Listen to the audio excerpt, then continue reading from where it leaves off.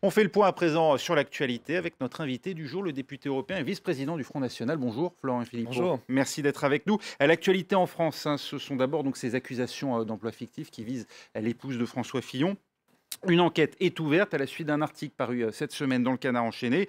J'en rappelle brièvement le contenu pour ceux qui nous rejoignent. Il révèle que Pénélope Fillon a perçu sur une période de 8 ans 500 000 euros en tant qu'attachée parlementaire de son époux, ainsi que 100 000 euros comme collaboratrice, cette fois pour une revue, la revue des Deux Mondes, d'un ami du couple, Marc Ladret de la Charrière.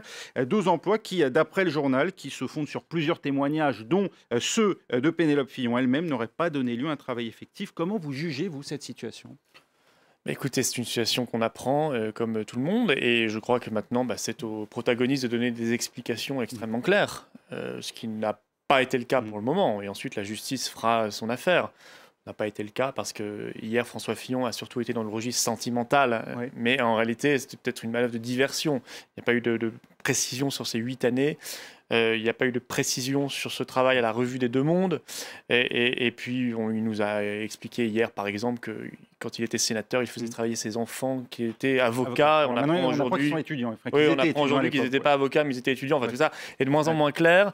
Il y a beaucoup de zones d'ombre autour de François Fillon. Moi, je ne l'accable pas, je ne l'accuse pas, mais je dis il y a des zones d'ombre. Il y a ça, mais il y avait déjà l'histoire de sa société de consultants. Vous savez, celle qu'il a créée quelques jours avant d'être élu député en 2012, qui lui a fait gagner beaucoup d'argent. 2F Conseil. Voilà, 2F Conseil, tout à fait. Et la question, c'est qui sont les clients de François Fillon dans cette société, notamment des puissances étrangères. Quelles puissances étrangères? On doit le savoir. Pourquoi on doit le savoir? Dans le passé, on n'avait pas besoin de le savoir, c'était un homme d'affaires, peu importe. Mais maintenant qu'il est candidat à la présidence de la République française, qu'il veut diriger la diplomatie de la France, on doit savoir quelles puissances étrangères ont enrichi François Fillon. Justement, sur cette affaire de F-Conseil, on a beaucoup reproché au Front National d'aller chercher des financements, y compris en Russie. Est-ce que de la même manière, justement, ne pèse pas sur votre parti des soupçons de collusion avec des intérêts étrangers ? Le Front National, il a été chercher des financements là où il pouvait parce que figurez-vous que les banques françaises refusent de lui prêter. Donc c'est la seule et unique raison. C'est que s'il ne faisait pas cela, il faisait banqueroute. Il mettait la clé sous la porte, ce qui aurait été dommage pour la démocratie française. Vous en reconnaîtrez. Nous sommes le premier parti de France. Donc, à partir du moment où les banques françaises nous prêteront, on empruntera en France. Mais aujourd'hui, il y a un scandale démocratique qui fait que les banques choisissent quels candidats, en fonction de leurs options politiques, elles financent ou pas. Il est temps que les banques françaises se ressaisissent. Donc il est normal d'aller lever des fonds à l'étranger. Lorsqu'Emmanuel Macron fait une levée de fonds pour En Marche, vous trouvez ça normal lorsqu'il le fait à Londres ? Nous, pour le coup, on n'a jamais fait de levée de fonds à l'étranger. On avait un emprunt auprès d'une banque privée qui était tchéco-russe, je crois, et c'était il y a quelques années. Voilà, mais là, on cherche et je suis confiant. On va trouver, bien sûr. Et ce serait mieux qu'on trouve une banque française, mais on cherche partout dans le monde. Sur cette affaire d'emploi présumé fictif, en tout cas de soupçons, parce que pour l'instant, on en est juste aux soupçons concernant Pénélope Fillon, il y a eu assez peu de réactions du Front National. Votre parti lui-même est sous le coup d'une enquête concernant une vingtaine d'attachés parlementaires, d'eurodéputés. C'est ce qui explique aussi la retenue du côté du Front National. Je sais pas, on a dit, ça fait 48 heures qu'on me dit qu'il y a assez peu de réactions à chaque fois que je réagis. Donc, au bout d'un moment, il va falloir mettre les compteurs à l'heure. On réagit. J'ai réagi, je ne sais pas combien de fois à cette affaire-là. Il y a votre réaction et puis c'est tout. Non, il y a David Rachlin, il y a Marine Le Pen, il y a d'autres. On réagit, on attend, bien sûr, on respecte la présomption d'innocence, mais on dit les choses. Vous savez, la candidature de François Fillon, elle était en crise. C'est une candidature en crise. Ça, c'est une évidence. Mais cette candidature Fillon était déjà en crise avant l'affaire Pénélope Fillon. Elle était en crise du fait de son programme. Vous l'appelez à démissionner s'il est avéré qu'il s'agissait bien d'un emploi fictif? Destruction de la Sécu, renoncer à être candidat. hausse de la TVA. Cette candidature est en crise du fait simplement d'abord du programme. Et puis ces affaires s'ajoutent. Est-ce qu'il doit démissionner? C'est pas renoncer à être candidat, disons. Aujourd'hui, c'est une hypothèse qui n'est plus exclue.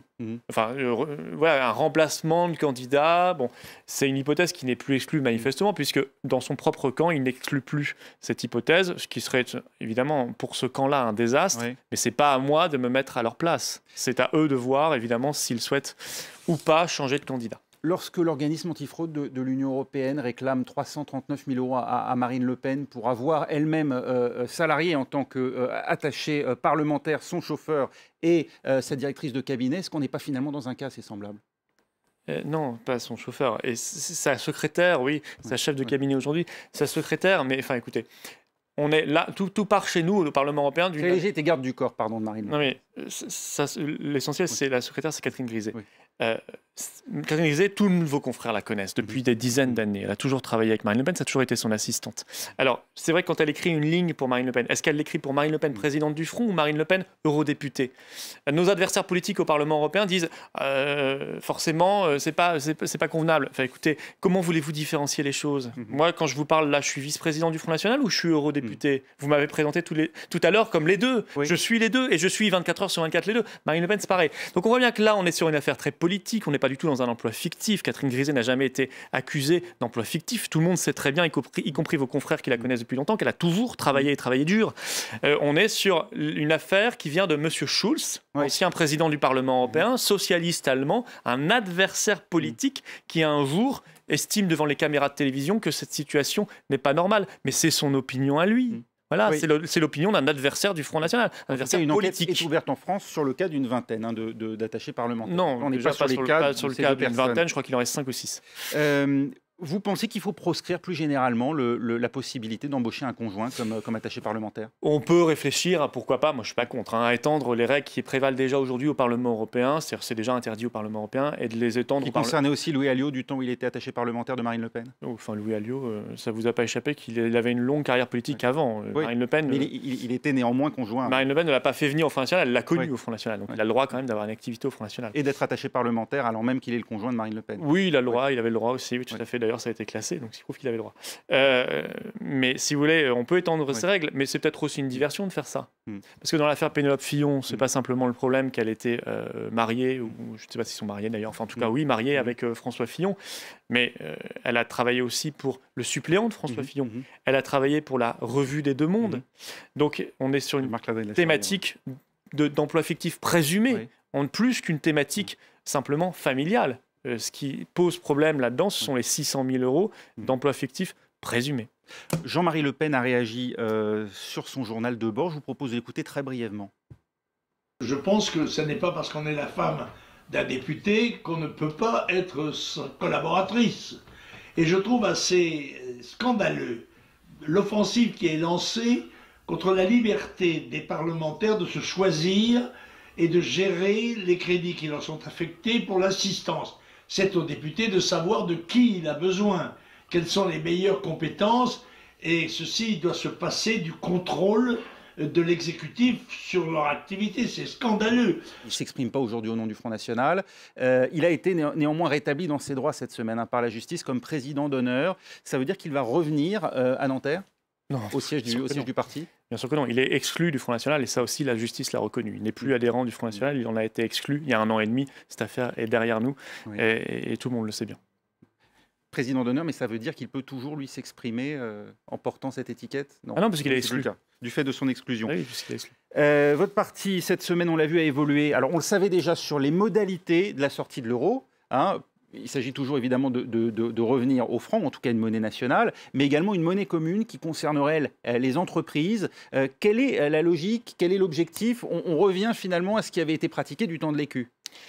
Une monnaie nationale, ce sera la seule monnaie de la France, que les choses soient claires. Et la seule monnaie que les gens auront, comme les patrons, les chefs d'entreprise, dans leur porte-monnaie. Ils auront le franc, le nouveau franc. Pourquoi? Parce qu'on veut se libérer d'une monnaie qui est un boulet. Aujourd'hui, l'euro nous provoque un déficit de compétitivité de 20% par rapport à l'Allemagne. Ça fait qu'on ne peut rien vendre. On est toujours accablé par l'euro en termes de compétitivité et on se désindustrialise à vitesse grand V. Et puis, c'est une arme politique, l'euro. Ça permet à la Banque centrale de Francfort de conduire les pays dans la direction où elle le souhaite. On l'a vu en Grèce. Or, nous, on ne peut pas vivre sous chantage. Une démocratie ne vit pas sous chantage. La question de la coopération monétaire, d'une éventuelle monnaie commune, c'est autre chose. C'est une monnaie de compte. Voilà, c'est une monnaie style, vous avez dit, écu, qui pourrait d'ailleurs être transitoire. C'est un panier monétaire. Qui n'apparaît exactement, c'est un panier de monnaie. Droit de tirage spécial comme le FMI. Ça n'apparaît pas en réalité dans le compte en banque des Français, ni des entreprises, ni dans votre porte-monnaie. C'est tout à fait autre chose. C'est un symbole, c'est un signal de coopération monétaire, parce qu'on n'est pas là pour faire la guerre.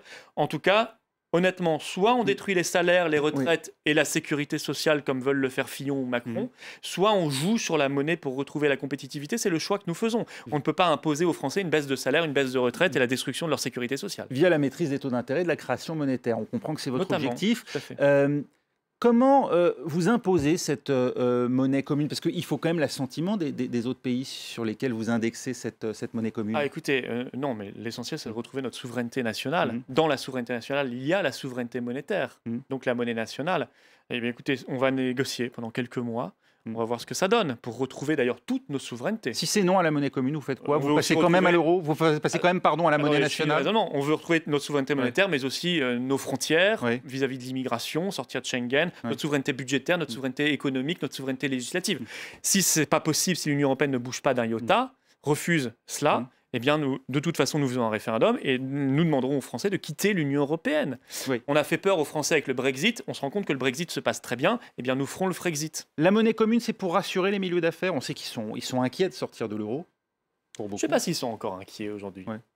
Vous savez, on nous expliquait ils sont inquiets de l'élection de Trump, ils sont inquiets du Brexit, ils sont inquiets de plein de choses. Et en fait, en réalité, on nous promet toujours l'apocalypse. Et après coup, la bourse de Londres est au plus haut historique, la bourse de New York est un bon indicateur, ça? C'est l'indicateur, en tout cas, qu'il n'y a pas de panique boursière et de panique financière. Sinon, le Dow Jones n'aurait pas dépassé les 20 000 points hier. Voilà, donc non, je pense que, vous savez, ce que veulent les milieux d'affaires, au final, les patrons et les petites entreprises, surtout ce qui m'intéresse, moi, c'est les PME. Les grands groupes se débrouillent bien sans nous. Les PME, ce qu'elles veulent, ce sont des clients. C'est un carnet de commandes. Or, comment avoir des clients et un carnet de commandes face à une économie déprimée où les Français n'ont plus de pouvoir d'achat? Donc la question, c'est de savoir comment on recrée l'emploi, comment on recrée du pouvoir d'achat.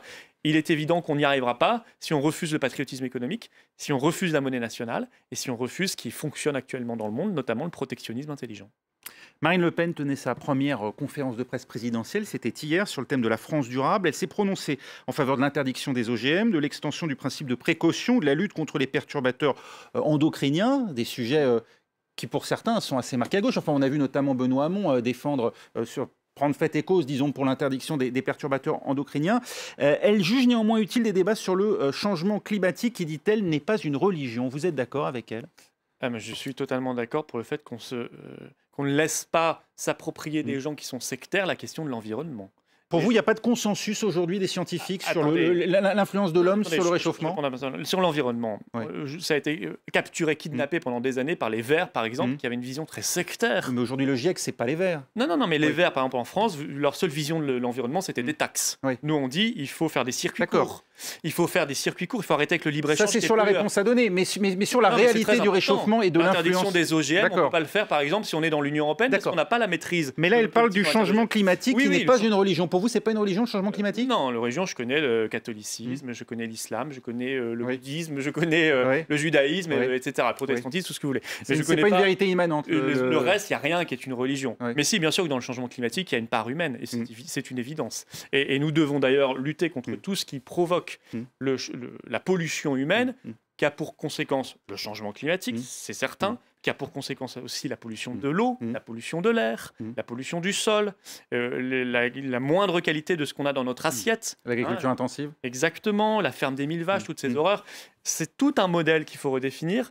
Et pour le faire, on a besoin d'une nation, indépendante, sinon on n'y arrivera pas. Un dernier mot, Valls-Hamon, vous votez qui, vous, dimanche? Je vais rester chez moi. Je ne voterai évidemment pas. Mais ça vous est égal? Ce sont deux sortants, deux représentants. Ils ont tous les deux la casquette Hollande sur la tête.